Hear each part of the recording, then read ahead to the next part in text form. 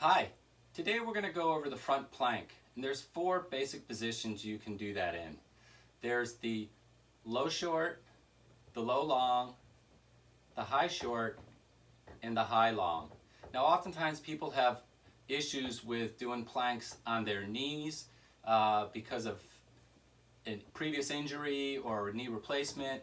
So I would suggest if you have a problem with that, you want to make sure that you have a small pad that you can put underneath by your knees when we're doing low planks. Another concern people oftentimes have with planks is that it bothers their wrist. Getting into that flexed wrist position is difficult if you have carpal tunnel or a previous wrist injury or a cyst or some other restriction within your wrist. So the options for that are to either do a neutral wrist fist, which I'll demonstrate, or to use a dumbbell for support, which puts your wrist into a neutral position. And I'll cover both of those also. So we're going to start by going into the low short plank. That's going to be using our forearms for support. I'm going to bring the pad over just so you can see how that's utilized for the knee support. So low plank means we're on our forearms, and we're going to bring our knees up onto that pad and elevate the feet. This puts the weight into the bottom of your thigh bone as opposed to on your kneecap. So it's a lot less pressure on that kneecap. Forearms are down. This is the least intense plank position. We want to try to lengthen through the torso. Think about the head reaching across the room, maintaining a neutral spine, neutral neck. This is the least intense position. We have the most amount of support for the least amount of body weight. From here, we're going to go to a low long. So I'm just going to bring those feet down. I'm going to extend my legs out. Keep the legs engaged. Tighten up those thighs. Try to pull your kneecaps towards your hips.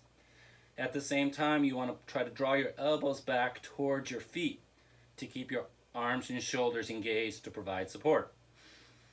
Continue to breathe as you do your planks.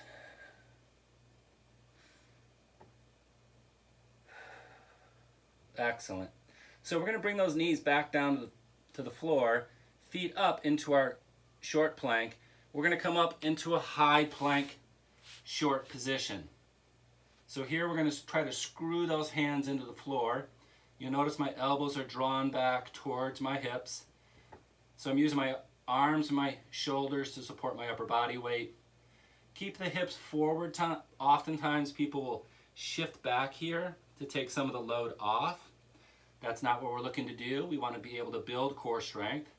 So we want to keep those hips forward. Now, as I said earlier, if the wrist position bothers you, make a fist, a loose fist, and bring yourself here to the fisted neutral wrist position.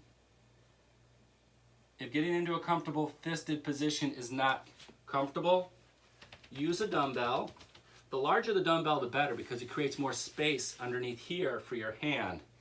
And we're going to just rest the heel of the hand onto that grip. So again, we have that neutral wrist position, but we don't have to worry about tucking the fingers in to our palm. So from the high plank position, in a short body position, we're going to go bring our feet down, extend the legs out. So from here, again, thighs are engaged. We're trying to draw the knees up towards the hips.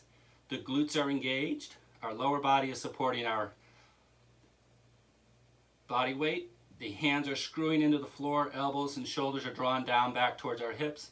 So our upper body is supporting its weight, which takes most of the stress off of the lower back.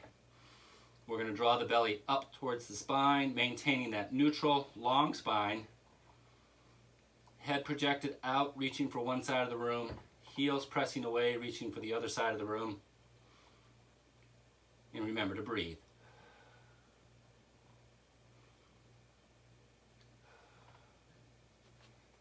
Terrific. So just to recap, for our front plank, we've got the low short and then the low long, the high short, the high long.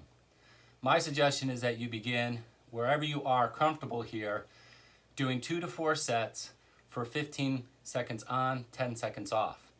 When you master that position with 4 sets, then you move on to the next time frame. Add 5 seconds to each hold. When you get up to 30 seconds hold, 10 seconds off 4 times, then you move on to the next level of progression. Once you get to the high long plank for 30 seconds on, 10 seconds off 4 times, we're ready for some more plank work. So until then, good luck with this progression. Have fun with it, and remember, a good strong plank is a good strong core. Till next time, have a great day.